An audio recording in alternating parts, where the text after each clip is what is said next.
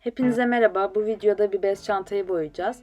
Öncelikle çantanın içine rahatça boya yapabilmeniz ve arka tarafa ıslak boyanın geçmemesi için böyle dosya veya tahta gibi sert bir cisim yerleştirin. Daha sonra da bantlarla boyayacağınız alanı bu şekilde belirleyin.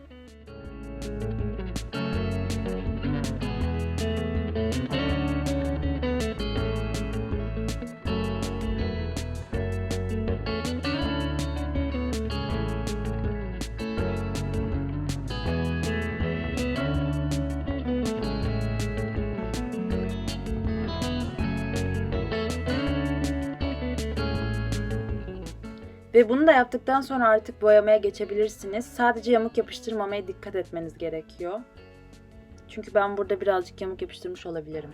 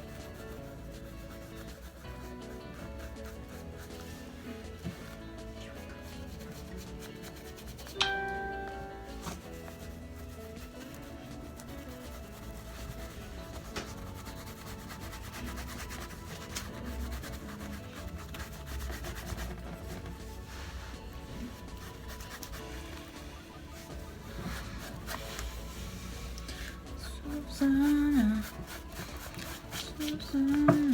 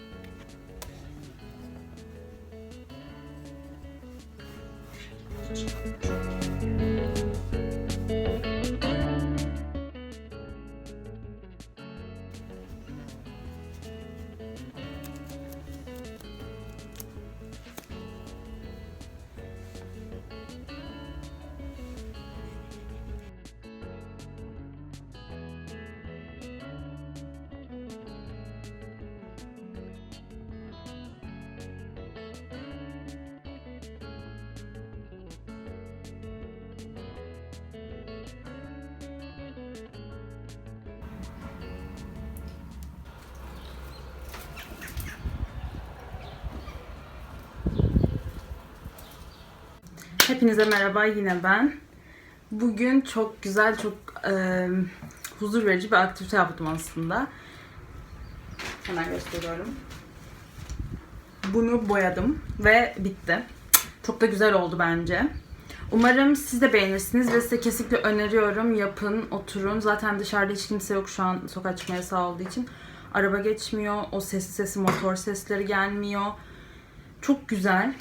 Balkonda böyle ufak bir aktivite yaptık. Utku da kendi çantasını boyadı. Böyle oldu sonuç olarak.